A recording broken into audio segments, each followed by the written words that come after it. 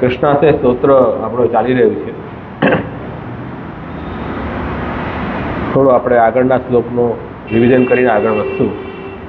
જરૂરી છે ને એ બી. કૃષ્ણાસ્તે સ્તોત્રમાં શ્રી મહાપ્રભુજીએ શ્રી કૃષ્ણનું મહાત્મ્ય આપણને સમજાવ્યું છે કે શ્રી કૃષ્ણની સેવા શા માટે, કૃષ્ણનો જ આશ્રય શા માટે, કૃષ્ણનું સ્મરણ શા માટે, એવો પ્રશ્ન થાય તો કૃષ્ણાસ્તે સ્તોત્રથી આપણને એ બધા પ્રશ્નોના ઉત્તર મળે. કેમ કે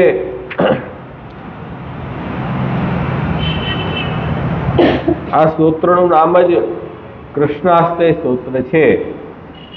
સ્તોત્ર એટલે જેમની સ્તુતિ કરવામાં આવે, જેમાં એને સ્તોત્ર કહેવાય. અહીંયા આપણા ઈષ્ટ શ્રી કૃષ્ણની સ્તુતિ કરવામાં આવી છે એટલે એને સ્તોત્ર તરીકેની આપણે સંજ્ઞા આપી છે, કૃષ્ણાસ્તે સ્તોત્ર. એમાં બે અર્થ કર્યા હતા અમે કૃષ્ણાશ્રયના, યાદ છે? કૃષ્ણાશ્રયના બે. કૃષ્ણ જ જે આશ્રય છે એ કૃષ્ણાશ્રય, અને બીજો એ કૃષ્ણ જ આશ્રય છે, બીજો કૃષ્ણનો આશ્રય. બે અર્થ છે. એક કર્મધારય સમાસ છે, એક તત્પુરુષ સમાસ છે. સમાસનું જ્ઞાન હોય તો એ રીતે આપણે છૂટા કરી શકીએ બે શબ્દોને. કૃષ્ણનો આશ્રય એટલે કૃષ્ણનો આશ્રય આપણે જીવ કરે, કૃષ્ણને પોતાના રક્ષક માને, કૃષ્ણનો આશ્રય. અને બીજો કૃષ્ણ જ જ્યાં આશ્રય છે, કૃષ્ણ જ આપણા રક્ષક છે. તો બંનેમાં ફરક શું પડ્યો? એકની અંદર પ્રભુને શરણે આપણે જવું એક ક્રિયાનો બોધ છે, કર્તવ્યનો બોધ છે, અને બીજામાં કૃષ્ણ પોતે જ આપણા આધાર છે, રક્ષક છે, એક એવો અર્થ છે. બંનેનો અર્થમાં થોડો અંતર આવે. કૃષ્ણનો આશ્રય એ કૃષ્ણાસ્તે સ્તોત્ર, અથવા કૃષ્ણ જ જે આશ્રય છે એવો કૃષ્ણાસ્તે સ્તોત્ર, એમ બે રીતે આપણે અર્થ કરી શકીએ. બરાબર છે? ધ્યાનમાં આવ્યું કે ના આવ્યું? તત્પુરુષ સમાસ કરીએ તો કૃષ્ણનો આશ્રય, અને કર્મધારય સમાસ કરીએ તો કૃષ્ણ જ જે આશ્રય છે. વધારે ડિટેલમાં નથી જવું, જવા દો, બધું ગ્રામેટિકલ થઈ જશે. પણ આટલું ધ્યાન રાખો કે એકમાં કૃષ્ણની શરણે જવાની વાત છે અને એકમાં કૃષ્ણ પોતે જ આપણા આધાર બને છે, એવો અર્થ છે. હવે અહીંયા 11 શ્લોક કૃષ્ણાશ્રયમાં આપ્યા છે કે મહાપ્રભુજીએ, એનો ભાવ છેલ્લો જે શ્લોક છે 11મો શ્લોક, એ તો ફલશ્રુતિ છે. એમાં કૃષ્ણાશ્રય સ્તોત્રમ ય પઠેત કૃષ્ણ સન્નિધો તસ્ય આશ્રયો ભવેત કૃષ્ણ ઇતિ વલ્લભો બ્રવીત. આ જે સ્તોત્ર છે કૃષ્ણાસ્તે સ્તોત્ર, એ ભગવાનની સન્મુખ આપણે પાઠ કરીએ અથવા ઠાકોરજીનું ધ્યાન કરીને પાઠ કરીએ તો આપણા આશ્રય કૃષ્ણ થાય છે. એવું કોણ કહે છે? ઇતિ શ્રી વલ્લભ અબ્રવીત. મહાપ્રભુજી આ વાત કહી રહ્યા છે. બહુ મોટી વાત થઈ ગઈ ને. કેવલ પાઠ માત્ર કરવાથી જ ઠાકોરજી રક્ષક બની જતા હોય તો કેટલી મોટી વાત છે. આ ફલશ્રુતિ છે આ પાઠની. તો દરેક વૈષ્ણવે અવશ્ય કૃષ્ણાસ્તે સ્તોત્રનો પાઠ નિત્ય કરવો જોઈએ. પ્રભુની સન્મુખ કરો અથવા પ્રભુનું સ્મરણ કરીને. ઠાકોરજી તો બધે જ બિરાજે છે. કૃષ્ણ સન્નિધિ ક્યાં નથી? જ્યાં ઠાકોરજીનું સ્મરણ કરીએ ત્યાં ઠાકોરજી બિરાજે છે. તો એ ભાવથી કૃષ્ણાસ્તે સ્તોત્રનો પાઠ કરવો. એટલે હું દરેક વૈષ્ણવ કહું 3 સ્તોત્ર તો હંમેશા કરવા: યમનાષ્ટક સ્તોત્ર, કૃષ્ણાસ્તે સ્તોત્ર અને સર્વોત્તમ સ્તોત્ર. વધારે ન થઈ શકે ને, 3 સ્તોત્રનો પાઠ તો રોજ જ કરવા. યમનાષ્ટક સ્તોત્ર આપણે અહીંયા ભણી ગયા છીએ, કેટલું તમને યાદ છે ખબર નથી, પણ હા આપણે કરી ગયા છીએ અહીંયા. હવે 11મો શ્લોક તો ફલશ્રુતિ છે. આગળ જે 10 શ્લોક છે એની સિનોપ્સિસ આપણે એમ જોઈ ગયા હતા કે દેશ, કાલ, દ્રવ્ય, મંત્ર, કર્તા, કર્મ, આ 6 સાધનોથી ધર્મ વગેરે પુરુષાર્થ સિદ્ધ થાય છે. આ 6 સાધન શુદ્ધ હોય તો તમારો ધર્મ પુરુષાર્થ સિદ્ધ થાય. આમાં ક્યાંક પણ ડિફેક્ટ આવે ને, અશુદ્ધિ, તો તમારો ધર્મ એ વેલિડ નથી. એટલે તમારો દેશ શુદ્ધ હોવો જોઈએ, સાત્વિક દેશ હોવો જોઈએ, કાળ શુદ્ધ હોવો જોઈએ. જે દ્રવ્યથી તમે ધર્મનું આચરણ કરી રહ્યા છો એ દ્રવ્ય પણ શુદ્ધ હોવું જોઈએ. અને એ જે મંત્ર તમે બોલી રહ્યા છો એ મંત્રના પણ નિયમ, નીતિ નિયમથી મંત્ર બોલવા જોઈએ. કર્તાનો ભાવ શુદ્ધ હોવો જોઈએ. અને કર્મ, ધર્મની જે પ્રક્રિયા શાસ્ત્રમાં જે રીતે મેથડ એની બતાવી હોય એ રીતે ધર્મ કરો તો તમે ધર્મ તમને ફલ આપવા માટે સક્ષમ થાય. એટલે એમ સમજો ને કે ઊભો રહે ધર્મ પોતાના પગ ઉપર. ભાઈ આપણે પગ ઊભા હોય તો બંને પગ ટાંટિયા ચાલવા જોઈએ ને. ઘૂંટણ જ ઘસાઈ ગયા હોય તો ચાલી જ ન શકે માણસ, છે ને. તો અત્યારે કલિયુગમાં શું છે કે આ બધા ધર્મના જે 6 અંગો છે ને એ બધા ઘસારો વધારે થઈ ગયો છે. કોઈનું કમર ઘસાઈ ગઈ છે, કોઈનું ઘૂંટણ ઘસાઈ ગયા છે, એવી સ્થિતિ થઈ ગઈ છે. એટલે મહાપ્રભુજી આજ્ઞા કરી રહ્યા છે, કલિયુગમાં એવી સ્થિતિ થઈ છે કે આ જે ધર્મના જે 6 અંગ બતાવ્યા છે ને એ પોતાની વાસ્તવિક સ્થિતિમાં અત્યારે છે નહીં. તો પછી ધર્મનું આચરણ આપણે કરીએ તો એ ફલ આપણને કેવી રીતે મળશે? તો કે એ તો રસ્તા હવે બ્લોક થઈ ગયા. અમે અહીંયાથી આવ્યા 3-4 રસ્તા બંધ હતા, ફરીને આવ્યા. રસ્તા જ બંધ છે, ખોદેલા છે, રસ્તો ક્લોઝ. તો હવે આગળ જવું કેવી રીતે? તો કલિયુગની અંદર આ ધર્મના રસ્તા બધા બંધ થયેલા છે. તો હવે આગળ કેમ વધવું? તો એના માટે દરેક શ્લોકમાંથી મહાપ્રભુજીએ કૃષ્ણ એવ ગતિર્મમ, કૃષ્ણનો જો આશ્રય કરો ને તો કોઈ ચિંતાની વાત નથી.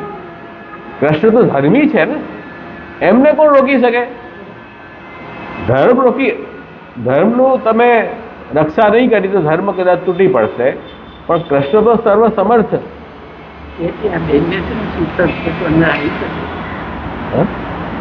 અલગ દૂર બે તો જે સ્વયં પરબ્રહ્મ ઈશ્વર છે, ઈશ્વરનો ઈશ્વર તો કોઈ નથી ને. ઈશ્વરનો ઈશ્વર કોણ હોય? તો કાલ પણ એમાં બાધા કરી શકતો નથી.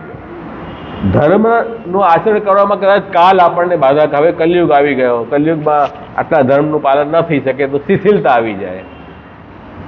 પણ સ્વયં કૃષ્ણ જો આપણો ઉદ્ધાર કરવા માંગતા હોય તો એને કોણ રોકી શકે? એટલેથી મહાપ્રભુજીએ સૌથી સરસ રસ્તો બતાવ્યો, કૃષ્ણ એવ ગતિર્મમ, કૃષ્ણ જ મારી ગતિ છે.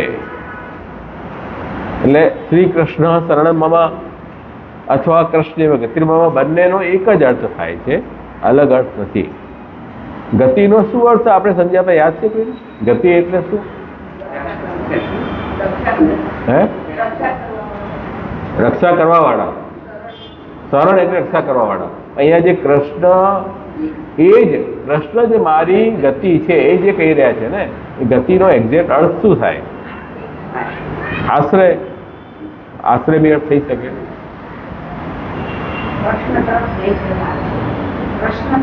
કૃષ્ણ તરફ લઈ જનાર. ગતિ, જો ગતિ એટલે જ્યાં આપણે જવું હોય ને ત્યાં આપણે જે રીતે જઈએ એને ગતિ કહેવાય, અને ડેસ્ટિનેશન જ્યાં પહોંચવું છે ને એને પણ ગતિ કહેવાય. બંનેનો અર્થ ગતિ થાય. તો આપણને ક્યાં સુધી પહોંચવું છે કે ભગવત પ્રાપ્તિ કરવી છે, તો કૃષ્ણ આપણા માટે આપણું મંજિલ છે, એટલે એ આપણા ગતિ છે. અથવા એ કૃષ્ણને કેવી રીતે મળીએ આપણે, એનું સાધન શું એ પણ કૃષ્ણ જ છે. એની કૃપા વગર મળી શકાય નહીં. જમય વૈષ્ણવ મળે તેને લભ્ય. ભાઈ સાહેબ कैसे मिले? जैसे हम तुम मिले, है ને? ગુસાઈજીએ આ તો વાત કરી ને, એ સાહેબને મળવું હોય તો જીવની તાકાત નથી કે એ સાહેબને મળી શકે, પણ સાહેબ પોતે તો આવી શકે ને જીવ પાસે. એને તો કોઈ તકલીફ નથી ને, આપણે 10 તકલીફ છે. ભાઈ અત્યારે છોકરો નાનો છે, અત્યારે ભણતર ચાલે છે, અત્યારે નોકરી ચાલે છે, અત્યારે ઘર નાનું છે, અત્યારે મન ભગવાનમાં લાગતું નથી, શ્રદ્ધા ઓછી છે, 10 બહાના આપણે કરી શકીએ. કૃષ્ણ તરફ પહોંચવા માટે. કૃષ્ણની ઈચ્છા થાય કે નહીં મારે આ જીવને લઈ લેવો છે તો તરત લઈ લે.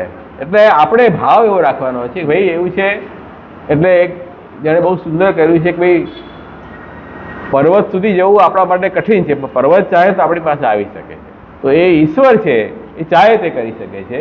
તો એટલા માટે કૃષ્ણને જ આશ્રય બનાવી દો ને, એટલે આપણને તકલીફ નથી. તો એ જ અહીંયા કહ્યું છે કે કૃષ્ણ જ મારા સાધન પણ છે, કૃષ્ણ જ મારા ફલ પણ છે.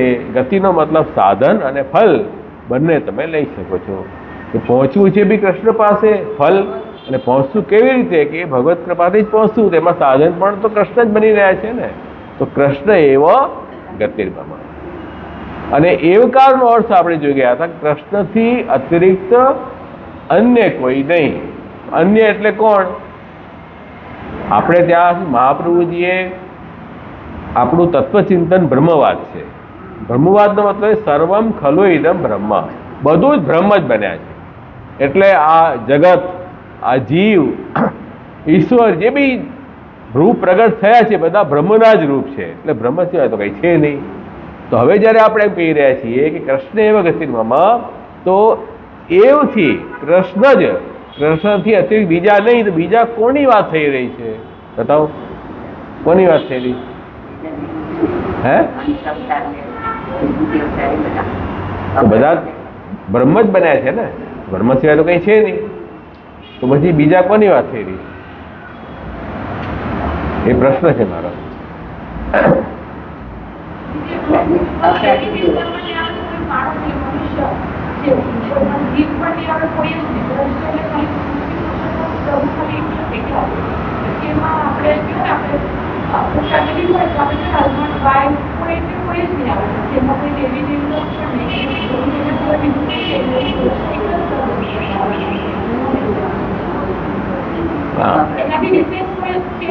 તો પછી આ બ્રહ્મવાદ ખોટો પડશે કે સાચો પડશે? તો પછી એને કેવી રીતે બેસાડશો અમે?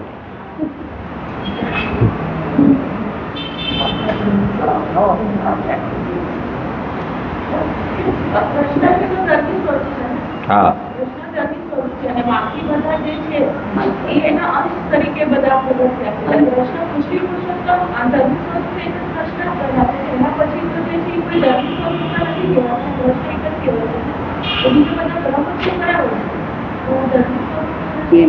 બરાબર.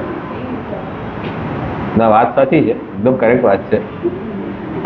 એટલે મહાપ્રભુજીએ દ્વિતીય સ્કંદ સુબોધજીમાં એક વાત કહી છે કે જગત બ્રહ્મરૂપેણ જ્ઞાતવ્યમ નતુ તત્ર આસક્તિ કર્તવ્યા, બ્રહ્મ જગત અતિરિચ્યતે. જગતને બ્રહ્મરૂપથી જાણો, પણ એ જગતનો આશ્રય નથી કરવાનો, એમાં આસક્તિ નથી કરવાની. કેમ કે બ્રહ્મ જગત કરતા ઘણો વધારે છે. સમજ્યા? એટલે આ જગતનો એક છાંટો માત્ર છે. જેમ આપણે દરિયામાંથી પાણી ભરીને લાવીએ, એ પાણી તો અને દરિયો ક્યાં, એ તો ઘણો વધારે છે ને. તો એવી રીતે બ્રહ્મ તો જગતથી ઘણો વધારે છે. આ તો એનો એક અંશ માત્ર છે. તો આપણે એ અંશનો આશ્રય નથી કરવાનો, જે મૂળ જે છે ને અંશી, એનો આશ્રય કરવાનો. સમજ્યા? એ વાત. એટલે જેમ કે હું એક ઉદાહરણ આપું કે ભાઈ આપણે જેમ આ બિલ્ડિંગના આધારે બેઠા છીએ કે ઊભા છીએ, બરાબર. હવે બિલ્ડિંગ કોના આધારે છે? પૃથ્વીના આધારે, બરાબર. તો આશ્રય પૃથ્વીનો કરશો કે બિલ્ડિંગનો કરશો? આમ તો બિલ્ડિંગનો આશ્રય કરીએ છીએ, પણ ડાયરેક્ટલી તો પૃથ્વી હોય તો બિલ્ડિંગ રહેશે ને. એમ બ્રહ્મ છે તો બધું છે.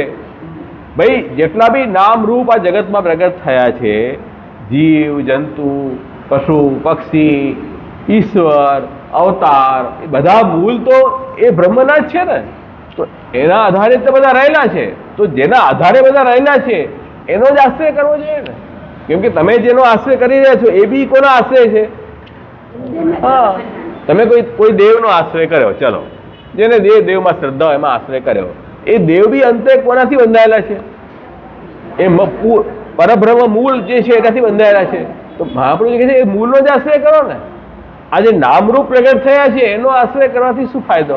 એમ એટલે કૃષ્ણ એવા મૂળ જે છે પરબ્રહ્મ એમનો આશ્રય કરો, એમના અંશ કે એમનું કંઈ સામર્થ્ય એનો આશ્રય નથી કરવાનો. એમ સમજવાનું છે કે આ એ ભગવાનનું જ તેજ અહીંયા પ્રગટ થયું.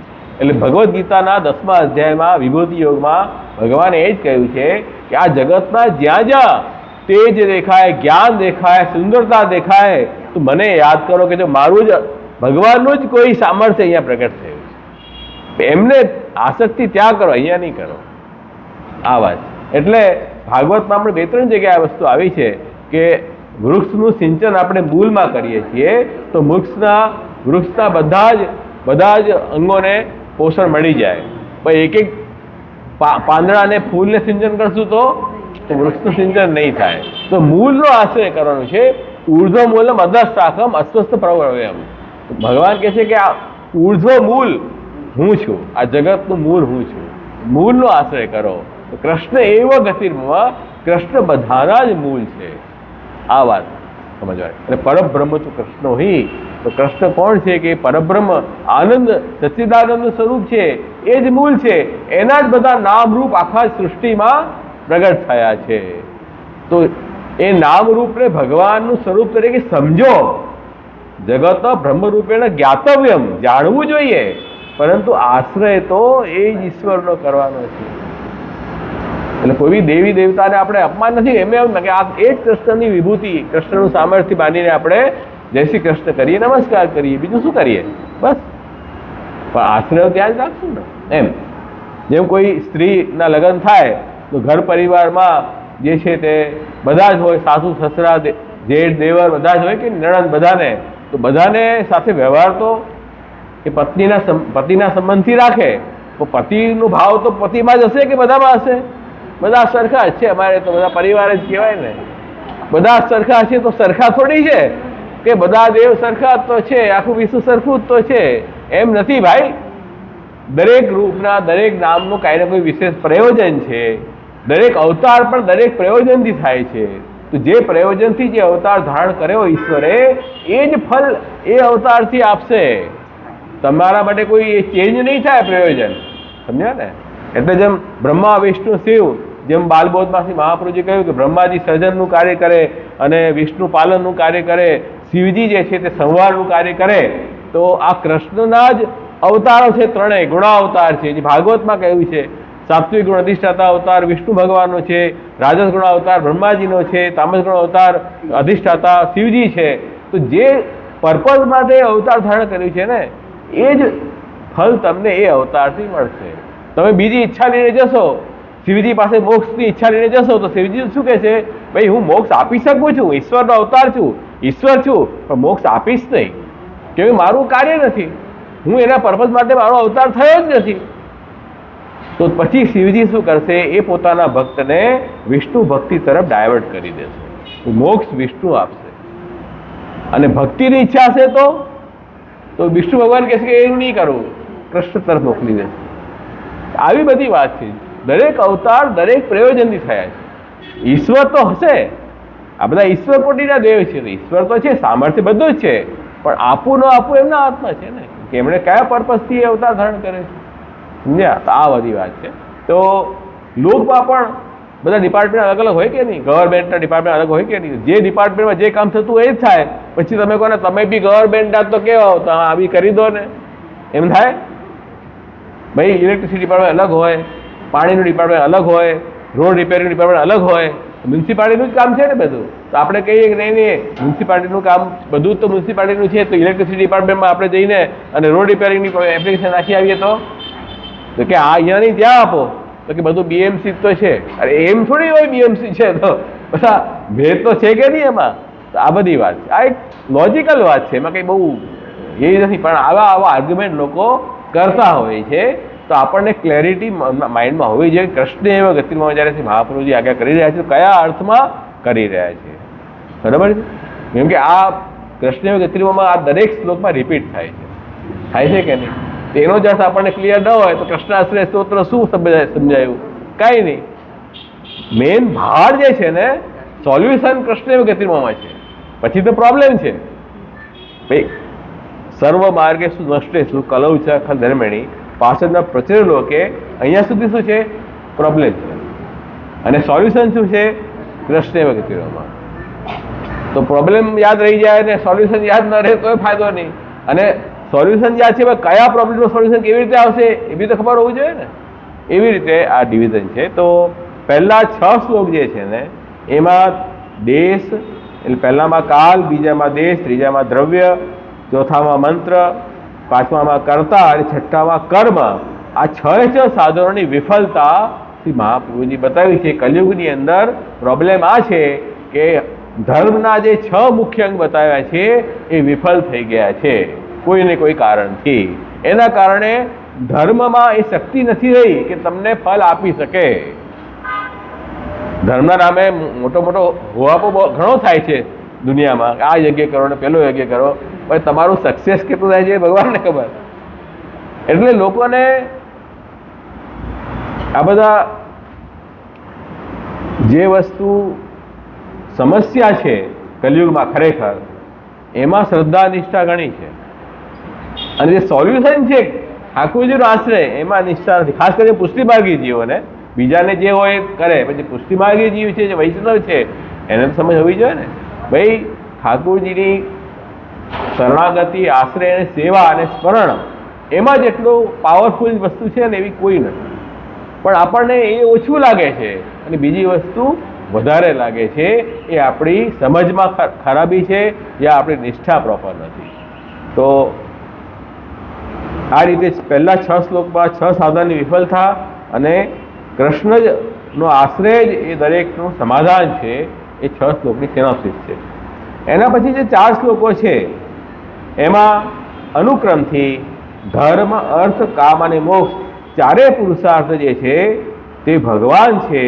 એટલે ભગવદીઓએ ભગવદ આશ્રય છોડીને 4 પુરુષાર્થ સિદ્ધ કરવાની મનોવૃત્તિ રાખવી નહીં. ધર્મ પુરુષાર્થ, જો આપણે ત્યાં ઋષિમુનિઓએ શાસ્ત્રોમાં 4 પુરુષાર્થ બતાવ્યા છે. આ બેઝિક વસ્તુ, ફંડામેન્ટલ વસ્તુ છે સનાતન ધર્મની. પુરુષાર્થ, પુરુષનો અર્થ એટલે પુરુષાર્થ. પુરુષ એટલે વ્યક્તિ, સ્ત્રી પુરુષ નહીં, કોઈ પણ વ્યક્તિ, પર્સન એ પુરુષ. અને પુરુષનો અર્થ, અર્થનો મતલબ ઈચ્છા. પુરુષાર્થ એટલે વ્યક્તિની ઈચ્છા. સમજાયું? હવે ઈચ્છા 4 પ્રકારની છે એમ આપણા ઋષિમુનિઓએ આપણને સમજાવી. મુખ્ય 2 ઈચ્છા છે, સુખ પ્રાપ્તિ અને દુઃખની નિવૃત્તિ. દરેક જીવ માત્રને 2 જ ઈચ્છા હોય ને, બે સુખ મળે અને દુઃખ ન મળે. બરાબર? આ મેઇન પુરુષાર્થ. તો એના માટે કહ્યું છે કે કામ પુરુષાર્થ અને મોક્ષ પુરુષાર્થ. કામ એટલે સુખ પ્રાપ્તિની ઈચ્છા, અને મોક્ષ એટલે દુઃખનો અભાવ, એ મોક્ષ. દુઃખથી છુટકારો થઈ ગયો, છૂટી ગયા, એ મોક્ષ. ટેકનિકલી મોક્ષનો મતલબ આપણે એમ લઈએ છીએ કે જન્મ મરણથી છુટકારો. ટેકનિકલી કેમ? સૌથી મોટો દુઃખ તો આ સંસારમાં જન્મ થવો અને મરણ થવો, એ તો સૌથી મોટું દુઃખ છે ને. જન્મ, મરણ, જરા અને વ્યાધિ. ગીતાની અંદર 4 વસ્તુ બતાવી: જન્મ, મરણ અને જરા, વ્યાધિ. જો જન્મમાં મહાન કષ્ટ, મૃત્યુમાં મહાન કષ્ટ, વૃદ્ધાવસ્થામાં મહાન કષ્ટ અને વ્યાધિમાં મહાન કષ્ટ. બરાબર? બાકીનો કષ્ટ તો માણસ બેર કરી લે કે નહીં?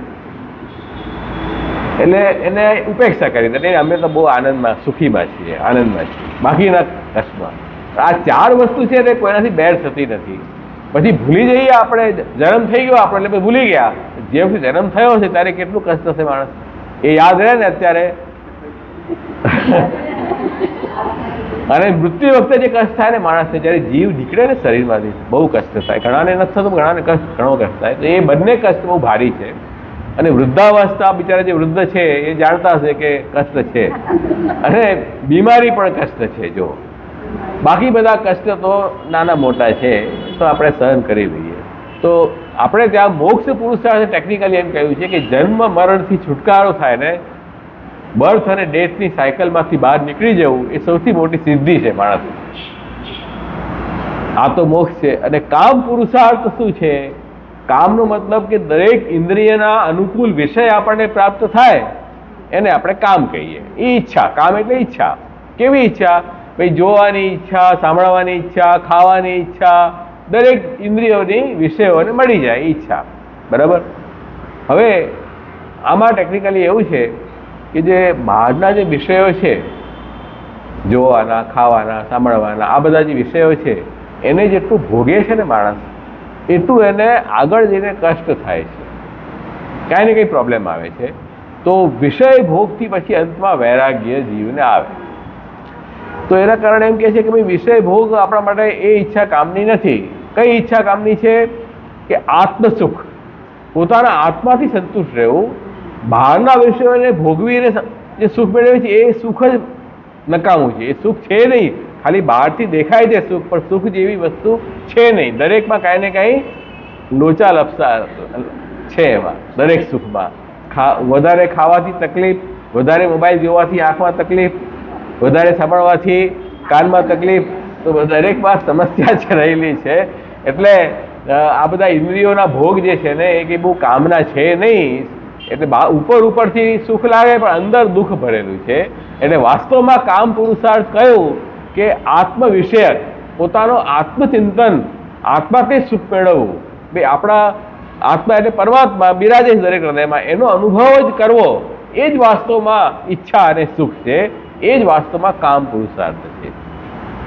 તો સુખની પ્રાપ્તિ અને દુઃખની નિવૃત્તિ એનું નામ છે કામ અને મોક્ષ. યાદ રહેશે ને? હવે કે આ મેળવવું કેવી રીતે? આ તો આપણે બહુ સારું સમજી ગયા કે એ તો બધાને ખબર હોય, દુઃખની નિવૃત્તિ અને સુખની પ્રાપ્તિ, આ બે વસ્તુ કામ અને મોક્ષ. મેળવવું કેવી રીતે? તો કે ધર્મનું આચરણ. શાસ્ત્રમાં ધર્મ બતાવ્યું છે. ધર્મ એટલે શું? કે વેદ પ્રણયિત ધર્મ તદ વિપરે અધર્મ. વેદ વગેરે શાસ્ત્રોમાં જે કહ્યું કે આમ કરો એનું નામ ધર્મ, આમ ન કરો એનું નામ અધર્મ. તો કર્મ અને અધર્મમાં આટલું અંતર છે. કર્મ એટલે આપણે આપણી ઈચ્છાથી કોઈ વસ્તુ કરીએ એ કર્મ છે, પણ જ્યારે શાસ્ત્રથી કંટ્રોલ વેમાં કરીએ, ડિસિપ્લિન વેમાં, એ જ કર્મ ધર્મ બની જાય છે. આપણી સ્વતંત્ર ઈચ્છાથી આપણે સ્વચ્છંદ રીતે ભોજન કરીએ તો ખાવાનું સ્વાદિષ્ટ ખાઈ લીધું, એને જ આપણે થેરપી બનાવીએ ડિસિપ્લિન વેમાં, તો એ જ જે છે તે ઔષધિ થઈ જશે. આહાર ઔષધ થઈ જાય છે. નેચરોપેથી સેન્ટરમાં જઈએ તો આપણને ખાવાનું કેવી રીતે આપે? એ લોકો ખાવાનું તો આપે છે ને, પણ એ ખાવાનું, એ જે ભોજન છે એ દવાનું કામ કરે છે. અને ઘરે આપણે ખાઈએ છીએ એમાં કોઈ નીતિ નિયમ છે નહીં. એ કર્મ અને ધર્મ આટલો અંતર છે કે નીતિ નિયમ નથી, જે ઈચ્છામાં આવે એ કરો ને, એ કર્મ છે. પણ જ્યારે શાસ્ત્રથી કંટ્રોલ થઈને કરીએ તો એ ધર્મ છે. તો આ અંતર છે. તો ધર્મનું આચરણ જ્યારે કરે માણસ, એનાથી શું થશે કે ધીરે ધીરે અંતઃકરણની શુદ્ધિ થાય. જો શાસ્ત્ર પ્રમાણે ધર્મનું આચરણ કરતા થાવ તો ધીરે ધીરે અંતઃકરણ એટલે આપણા ચિત્તમાં, આપણી બુદ્ધિમાં, આપણા મનમાં જે સંસાર આસક્તિ બહુ ભરેલી છે ને, જેના કારણે માણસ દુઃખી છે, પ્રોબ્લેમ ત્યાં છે. પોતાની અહંતા, મમતાના કારણે જે આપણે બધા ગ્રજીસ બાંધ્યા છે ને, એના કારણે જ માણસ જન્મ મરણને બંધનમાં ફસાય છે. અને કામ, ક્રોધ, લોભ, મદ, મોહ, માત્સર્ય, આ શત્રુ અંદર બેઠેલા છે. અને બહારના શત્રુ લડાઈ કરીએ છીએ આપણે, અંદરના શત્રુનું ધ્યાન જ નથી. તો આ રીતે નિષ્કામ ધર્મનું આચરણ તમે કરશો તો અંતઃકરણ તમારું શુદ્ધિકરણ થઈ જશે. જ્યારે અંતઃકરણ શુદ્ધ થશે તો કામ પુરુષાર્થ સિદ્ધ થશે. એટલે આત્મસુખ, એ પરમાત્મા બિરાજેલા છે, એનો અનુભવ જીવ કરી શકે છે. આવી વાત છે. બે અરીસો મેલો હોય તો આપણું મોડું દેખાશે નહીં, એમ અંતઃકરણ અશુદ્ધ હોય તો ભગવાન દેખાશે નહીં. અંતઃકરણ શુદ્ધ થાય તો પછી એ પ્રભુનો અનુભવ જીવ કરી શકે છે. તો ધર્મનું આચરણથી કામ પુરુષાર્થ, અને અંતઃકરણ શુદ્ધ થયું પછી જો તમને જ્ઞાન આપે કોઈ ઠાકોરજીનું જ્ઞાન, તો જીવને તરત જ મોક્ષ મળી જાય. બાકી કેટલું જ્ઞાન આપો ને, ભેંસ આગળ ભાગવત. ભાઈ અમે તો ઘણી ભાગવત સાંભળી, તો જેટલી ભાગવત સાંભળી એમાં કોઈ અસર ન થઈ અમારા ઉપર. કેમ ન થઈ? કેમ કે એક તો એના બે કારણ છે. એક તો આપણે જ અધિકારી નથી, અને એક વક્તા પણ એવા અને શ્રોતા પણ એવા, બંને એક સરખા. પછી ભાગવત વિચારી શું કરે એવી સ્થિતિ છે. તો કે છે કે ધર્મનું આચરણથી કામ પુરુષાર્થ અને પછી ગુરુ પાસે જ્ઞાન પ્રાપ્ત થાય તો 100% તમને મોક્ષ મળશે. આ જ જન્મમાં મોક્ષ મળી શકે છે. એના માટે તમારે પ્રયત્ન તો કરવા પડશે. હવે ધર્મ સિદ્ધ કેમ થાય? તો કે અર્થથી. અર્થનો મતલબ છે આ શરીર, આ ઇન્દ્રિય, આ ઘર, આ ધન, આ બધું આપણું અર્થ છે, સંપત્તિ છે. એનો ઉપયોગ શેના માટે? ધર્મ માટે કરવો. તો તમારું અર્થ અનર્થ નહીં બને. જો તમે અર્થ જે છે એને ધર્મ માટે ઉપયોગ નહીં કરો તો એ જ અર્થ અનર્થ થઈને તમારો નાશ કરશે. તો દ્રવ્યનો વિનિયોગ સન્માર્ગમાં થાય, ધર્મના આચરણમાં થાય તો એ ધર્મ પુરુષાર્થ સિદ્ધ થાય. તો અર્થ ધર્મ માટે, ધર્મથી કામ, કામથી જ્ઞાન દ્વારા મોક્ષ. આ એક આઈડિયલ ક્રમ છે. હવે કલિયુગમાં તો જે છે ને બધું ફેલ છે. જો આ બધો ક્રમ હવે ફેલ થઈ ગયો છે. આ સિસ્ટમ જ આખી ગડબડ થઈ ગઈ છે. એટલા માટે કૃષ્ણ વિતરમાં કહી રહ્યા છે. તો હવે કલિયુગમાં આ બધી વાત છોડો અને પ્રભુને ધર્મ પુરુષાર્થ માનો. પ્રભુ જ આપણો અર્થ પુરુષાર્થ છે, એ જ કામ અને મોક્ષ પુરુષાર્થ છે.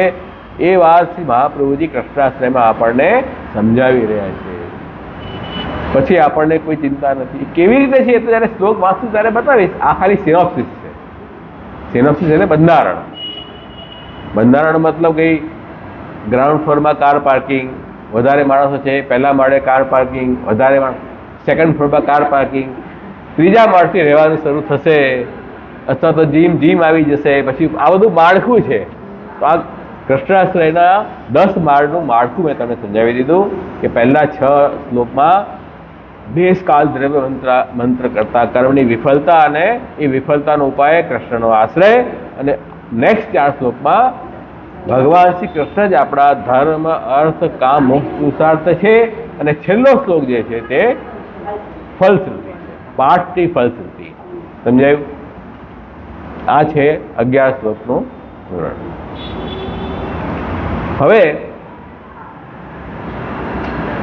પહેલા શ્લોકની અંદર આપણે જોયું હતું કે કલિયુગની વાત આવી કે સૌથી પહેલા તો આ 6 સાધનમાં મુખ્ય અંગ તો કાલ છે. કેમ કે સાત્વિક કાલ હોય ને તો ઓટોમેટિક બધું સરખું ચાલે. સતયુગ જે છે ને સાત્વિક કાલ છે. એટલે બધાની ધર્મમાં પ્રવૃત્તિ હોય, બધાને જ્ઞાન હોય, બધા લોકોના સ્વભાવ પણ ધર્મમાં રુચિવાળા હોય, બુંકાસ કલેશ ન હોય, એ સતયુગ છે. સવાર પડને કેટલા ફ્રેશ હોઈએ આપણે એકદમ, એ સતયુગ છે. પછી ધીરે ધીરે આપણી પ્રવૃત્તિ સ્ટાર્ટ થાય, પછી ધીરે ધીરે ત્રેતા યુગ આવે. ત્રેતા આવે એટલે રાજસ ગુણ આવી જાય. તો રાજસ ગુણ આવે તો સાત્વિક ગુણ પ્રધાન સતયુગ છે. તેમાં માણસ સંતોષી છે, જે છે એમાં આનંદથી રહે છે, એને કોઈ ભય, ચિંતા, ઉદ્વેગ નથી, જ્ઞાનાત્મક છે, ભગવત ભજનમાં બધા લીન છે, ધર્મમાં પ્રવૃત્તિ છે, એટલે એકદમ ફ્રેશ છે બધા. ત્રેતા આવતા આવતા રાજસ ગુણ આવી જાય. રાજસ ગુણ શું કરે? અરે મને આ જોઈએ, મને પેલું જોઈએ, આ જોઈએ, આ શરૂ થઈ જાય. સંતોષ નહીં માણસને. રાજસ ગુણ શું કરે? લોભ વૃત્તિ વધી જાય, સંતોષ આવી જાય. એના માટે પછી થોડું થોડું અધર્મ પણ એમાં મિક્સર શરૂ થાય છે. પણ એટલે કલિયુગ કરતાં બેટર છે ત્રેતા. અને પછી આવે છે દ્વાપર.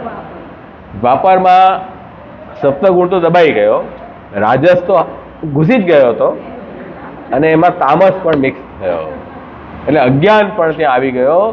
દ્વાપર આવતા આવતા એવી સ્થિતિ થઈ ગઈ કે ધર્મમાં સંદેહ થઈ ગયો કે આ ધર્મ સાચો કે આ સાચું, પેલા ભાઈ બોલે છે એ સાચું કે આ ભાઈ બોલે છે એ સાચું. આવું ક્યારે થયું? દ્વાપરમાં થયું. ભાઈ મને તો એમને એમ કીધું આમ કરવાનું, સેવા આવી રીતે કરવાની, પહેલા તો મને આમ કીધું, હવે મારે શું કરવું?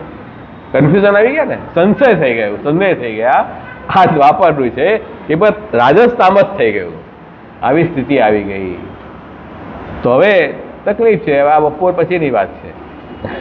આળસ થોડો બપોર પછી આળસ આવી જાય, સવાર પડે પછી બ્રેક પર લઈને થોડું ચાલુ હોય, ભોજન કરી ત્યાં સુધી ચાલે. પછી દ્વાપરમાં થોડું બપોર સાંજનું વાત દ્વાપરની વાત છે, અને કલયુગ આવતા આવતા સાંજ ને રાત પડી જાય. પછી તો આપણી સામર્થ્ય જ ખલાસ થઈ જાય. હવે કાંઈ થાય એવું નથી, હવે તો સૂઈ જઈએ, આરામ કરીએ, આખો દિવસ બહુ થઈ ગયો. તો કલયુગ એ તામસ યુગ છે. કલયુગ કેવું છે? તામસ યુગ છે. એટલે તામસ એટલે કે ટોટલી ઊંધી જ વાત. જે ધર્મ છે ને એ અધર્મ, અને અધર્મ ને ધર્મ.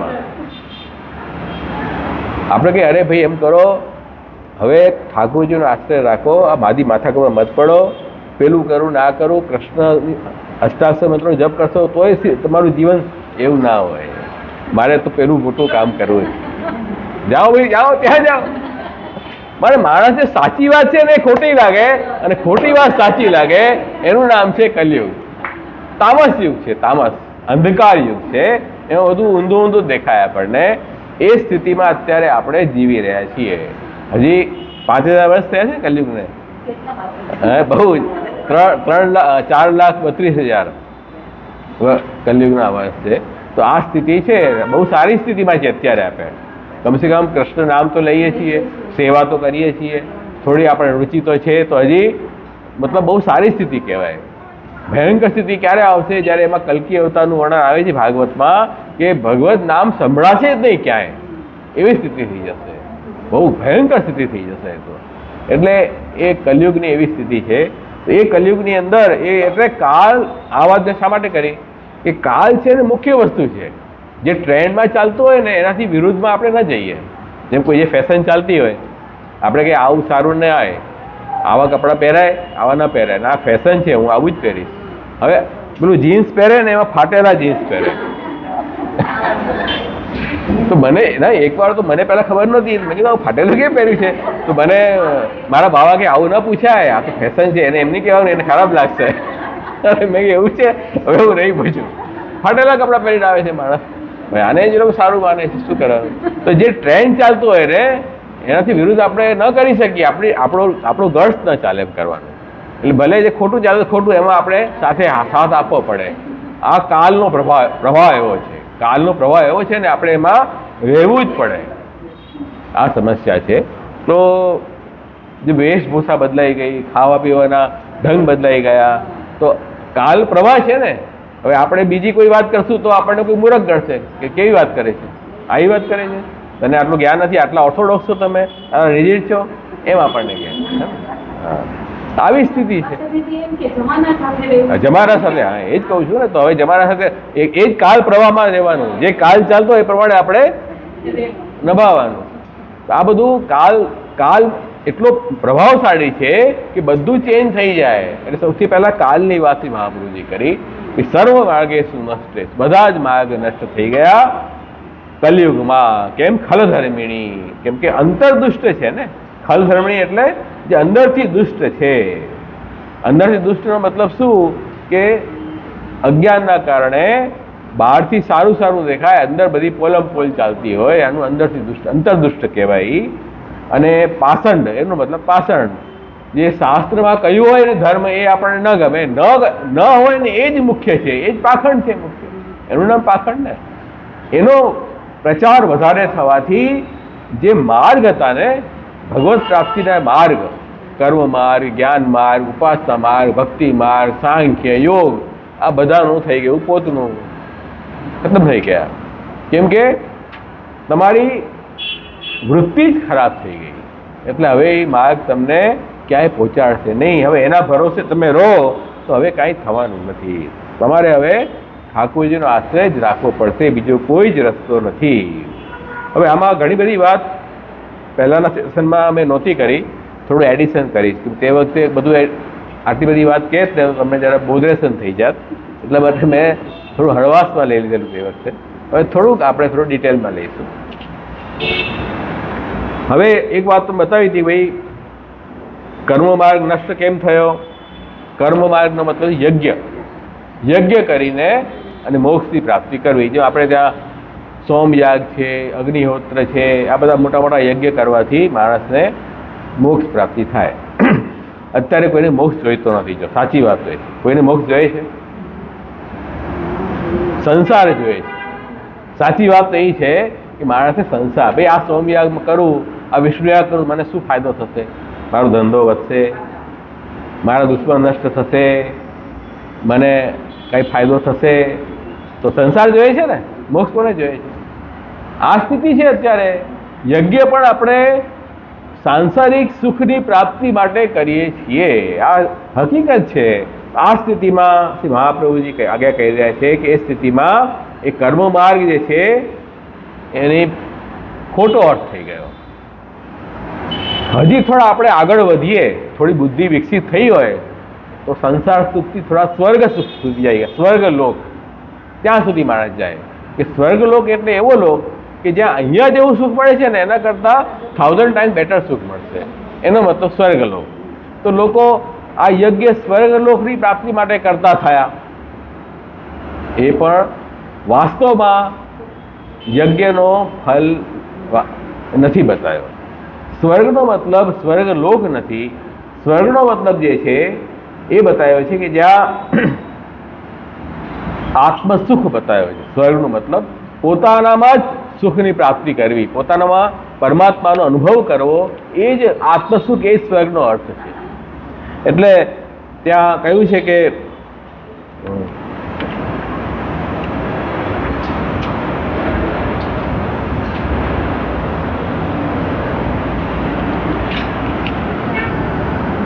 સુખમાં દુઃખ મિશ્રિત ન હોય, સ્વર્ગ કોને કહેવાય? સુખમાં દુઃખ મિશ્રિત ન હોય, જ્યારે ઈચ્છા કરી ત્યારે એ સુખ મળી જાય, એનું માન સ્વર્ગ. તો એવું તો બની જશે કે ને, કોઈ પણ સુખ હશે એમાં સાથે દુઃખ તો આવશે જ ને, કે નહીં આવે? એવું કોઈ સુખ છે જેમાં દુઃખ હોય જ નહીં. જેમ મારે પૈસા કમાવા છે તો ઉદ્યમ કરવો પડશે તો દુઃખ કષ્ટ તો છે ને, પછી પૈસા આવશે, પછી પૈસા આવ્યાની રક્ષા માટે પાછો દુઃખ આવશે. ચોરી ન થઈ જાય, ગવર્મેન્ટમાં ટેક્સ ન લઈ જાય, કોઈ ભાગીદાર ના આવી જાય, એમાં તો દુઃખ તો છે જ દરેક વસ્તુમાં. તો એવું સુખ કે જેમાં દુઃખ હોય જ નહીં, એવું સુખ તો અહીંયા તો દેખાતું નથી. અને જેની અંદર કેવલ ઈચ્છા માત્રથી એ મળી જાય એવું સુખ તો સ્વર્ગલોકમાં નથી. ત્યાં કોઈને કોઈ સ્પર્ધા દ્વેષ હોય છે, તો એવું સુખ તો કેવલ આત્મસુખમાં છે. આત્મ એટલે પરમાત્માનો સુખનો અનુભવ કરવો જીવને, એમાં છે. વિષય ભોગના સુખમાં એ સુખ નથી. એ વાસ્તવમાં આત્મસુખ જ જે છે તે સ્વર્ગનો અર્થ છે. તો યજ્ઞ આત્મસુખ માટે કરવો જોઈએ એમથી મહાપ્રભુ. એ હવે કલયુગમાં અર્થ નથી રહી ગયો. એટલે હવે તમે એ કર્મ માર્ગ ફેલ થઈ ગયા, યજ્ઞનો જે માર્ગ છે ફેલ થઈ ગયો, અને યજ્ઞની શુદ્ધિ પણ હવે પોસિબલ નથી રહી. દ્રવ્ય સાધ્ય થઈ ગયા, અને દ્રવ્ય સાધ્ય પ્લસ જે યજ્ઞની શુદ્ધિ, જે યજ્ઞની અંદર જે સામગ્રી જોઈએ, જે મંત્રની શુદ્ધિ જોઈએ, જે ઉચ્ચારણ જોઈએ, જે યજ્ઞની વિધિના જાણકાર જોઈએ, એ અત્યારે છે નહીં. ઉપરથી ખાલી દેખાય છે, અંદરથી બહુ પ્રોબ્લેમેટિક છે બધું. એટલે મેં એક વાત બતાવી હતી ગઈ વખતે પણ, કે જેમ ઇલેક્ટ્રિસિટી આપણે ફિટિંગ બધે કરીએ આખા બિલ્ડિંગની, અત્યારે નીચે કે કામ ચાલે છે લાઇટનું, કેટલું કોમ્પ્લિકેશન છે બધી વસ્તુ, ત્યારે આપણને આ પંખોની લાઇટ મળે છે. એક પણ કનેક્શન જો ગડબડ થાય તો આટલું બધું માળખું બનાવ્યું દેખાય, એક કનેક્શન ક્યાં ગડબડ હોય તો આપણને ન હવા આવે ને લાઇટ આવે. એવી રીતે ધર્મની વિધિ એટલી કોમ્પ્લિકેટેડ છે કે આટલી બધી વસ્તુ તમે ફોર્માલિટી 100% કરો ત્યારે જઈને તમને એ ફલ આપવામાં સક્ષમ થાય. હવે એ આ કલયુગમાં પોસિબલ નથી, બહુ ડિફિકલ્ટ છે. મારો અનુભવ કહું, બહુ પ્રેક્ટિકલ વાત કરું છું. હું જ્યારે ફાઇનાન્સ મેનેજર હતો એ કંપનીમાં, ત્યારે ફાઇનાન્સનું બધું ડિપાર્ટમેન્ટ ટેક્સનું કામ સંભાળતો. તો એક્સાઇઝમાં ગયા, એક્સાઇઝ ડિપાર્ટમેન્ટમાં. એક્સાઇઝ ડિપાર્ટમેન્ટે શું કીધું મને કે તમારે મને દર મહિને આટલા પૈસા પહોંચાડી દેવાના, પછી તમને બી ચિંતા નહીં, મને ચિંતા નહીં, તમને કોઈ ડિસ્ટર્બન્સ જ નહીં થાય, તમે શાંતિથી તમારું બિઝનેસ કરો, અમે અમારું કરીએ, તમને કોઈ હેડેક જ નહીં. મેં કીધું એમ શા માટે? આજે ગવર્મેન્ટના રૂલ્સ છે એ બધા ફોલો અમે કરી દઈએ, પછી તો ક્યાં વાંધો છે?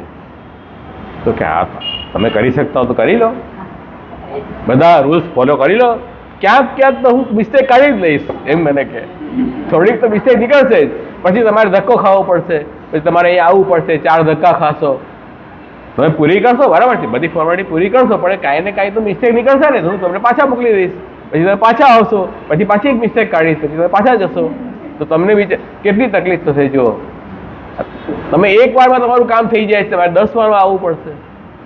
હવે તમે વિચાર કરો તમારે શું કરવું છે. પછી મેં હાથ જોડ્યા હતા, એ વાત સાચી છે. આવું બધું ચાલે છે ને, કે આમાં બધી વિધિ વિધાન એટલા કોમ્પ્લિકેટેડ છે કે આપણને સમજ જ નથી પડતી શું થઈ રહ્યું છે. એટલે શ્રી મહાપ્રભુજી કહે છે ભાઈ તમે કૃષ્ણનો આશ્રય લઈ લો ને, એ બધું સંભાળી લેશે, શા માટે ચિંતા કરો છો. એ માણસને વિશ્વાસ નથી બેસતો એમાં. એવું કેવી રીતે થઈ શકે? આટલી બધી કોમ્પ્લિકેટેડ વસ્તુ છે તો આપણું કામ થાય, તો ખાલી કૃષ્ણના આશ્રયથી કેમ થઈ જાય? થઈ જાય.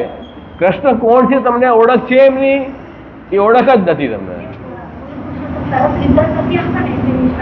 રિટર્ન આપે કેમ નથી આપતા? બધું આપે. મને તો ઘણો અનુભવ છે, તરત રિટર્ન મળે છે, એવું કાંઈ નથી. પણ તમારામાં નિષ્ઠા નથી, પ્રભુમાં વિશ્વાસ નથી, નિષ્ઠા નથી, એના કારણે પ્રોબ્લેમ છે.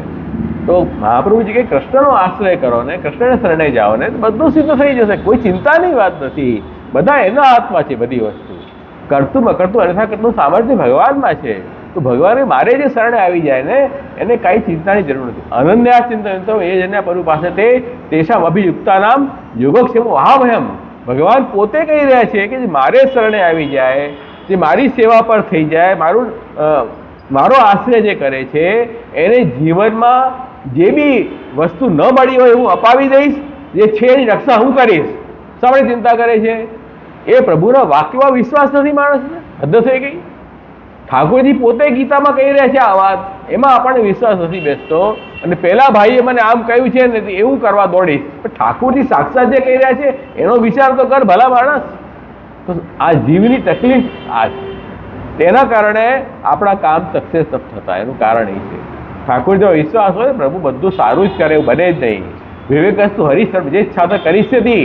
મહાપ્રભુજી આજ્ઞા કરે છે કે ભાઈ વિવેક, આ વૈષ્ણવને હંમેશા જાગૃત થવું જોઈએ કે ઠાકોરજી જે કરશે તે મારા સારા માટે જ કરશે. હું ભગવાનનો છું, ભગવાન મારા છે, અને ભગવાનના શરણે હું જીવ છું. ઠાકોરજી મારું ક્યારે પણ અહિત નહીં કરે. મને એવું લાગશે કે મને આમ મળી જાય, પણ એમાં બી મારો હિત છે કે નહીં હું જાણતો નથી, એ પ્રભુ જાણે છે. એટલો વિશ્વાસ પ્રભુમાં રાખશો ને તો બધું જ કામ શક્ય થઈ જશે. તો એટલા માટે અહીંયા કહે છે કે આ કલયુગની અંદર આ અજ્ઞાનના કારણે પ્રભુનું સ્વરૂપ માણસ ભૂલી જાય છે અને સંસાર આસક્ત થઈ જાય છે. એના કારણે ઉપાસના માર્ગ, કર્મ માર્ગ, જ્ઞાન માર્ગ, બધા જે માર્ગ તો બહુ સારા છે, પણ એ માર્ગ બધા નષ્ટ પ્રાય જેવા થઈ ગયા. એટલા માટે ભગવાનનો જ આશ્રય કરવો. આ એક વાત મેં બતાવી હતી. હવે